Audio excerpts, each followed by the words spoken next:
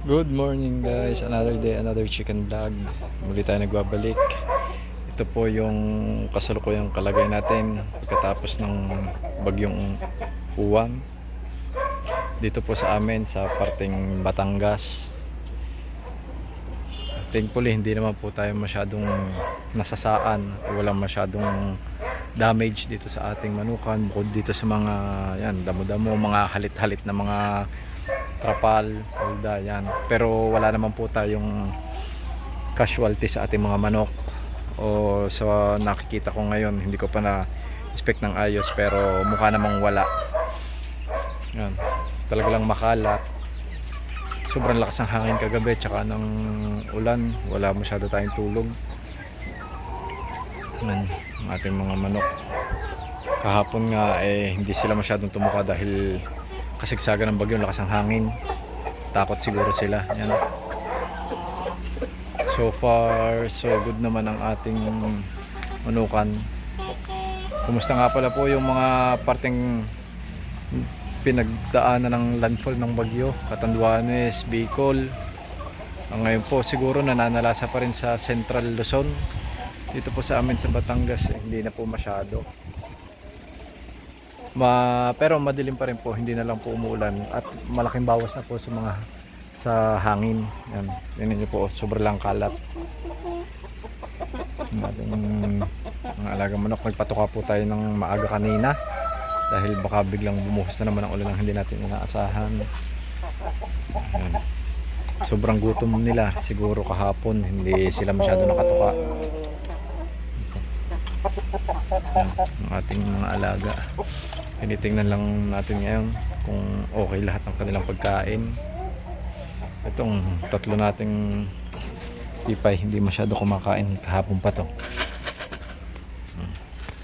Try natin na basahin yung kanilang pagkain.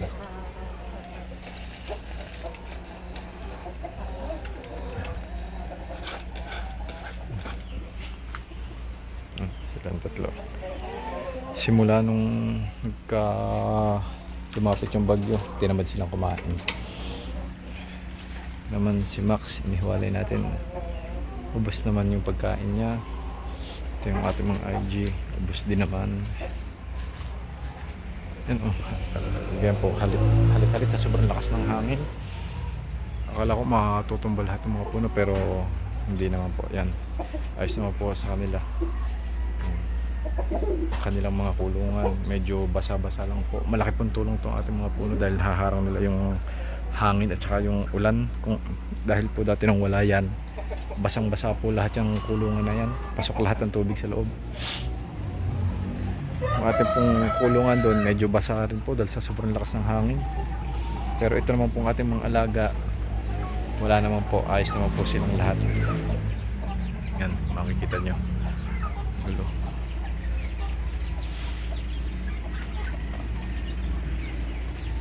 Ayon po dun sa mga nag-uulat ng bagyo, mamayang hapon or bukas pa ang alis ng totally ng bagyo sa ating Philippine Area of Responsibility. Kahapon pa po bandang alas 11 wala na po tayong kuryente dito, pinatay na po nung nagsusupply sa atin ng kuryente. Siguro para hindi sila magkaroon ng problema kung sakaling magkaroon ng mga pumuputok na transformers. Pinatay na nila. Hanggang ngayon wala pa rin po, so mag-iisang araw na wala rin po signal yung ating cellphone, kaya magiging late upload po ito, baka bukas na o pag nagkakuryente. Wala rin po signal yung ating internet sa bahay dahil kahapon nagtesting ako mag-generator, meron, tapos nung kasagsagan ng ulan biglang nawala, nag-loss ang internet. So hindi ko pa uli na-testing. Mamaya testingin natin kung walang balak ibalik ang kuryente. Testing ulit tayo mamaya. Ayun po, dumidilim na naman.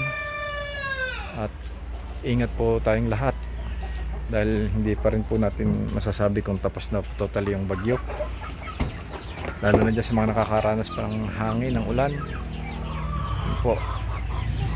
So far, safe naman ang ating manukan at isang blessing na po yan. So, quick update lang po tayo ngayon dahil alam ko po madami ding iniintindi yung mga viewers dyan at saka yung mga taong nasalanta. Sana makaahon kayo at ligtas kayong lahat. Hindi pa rin po nakapanood ng balita ngayon eh. So ingat po kayong lahat. Sana po wala po nawalang buhay. Maraming salamat po.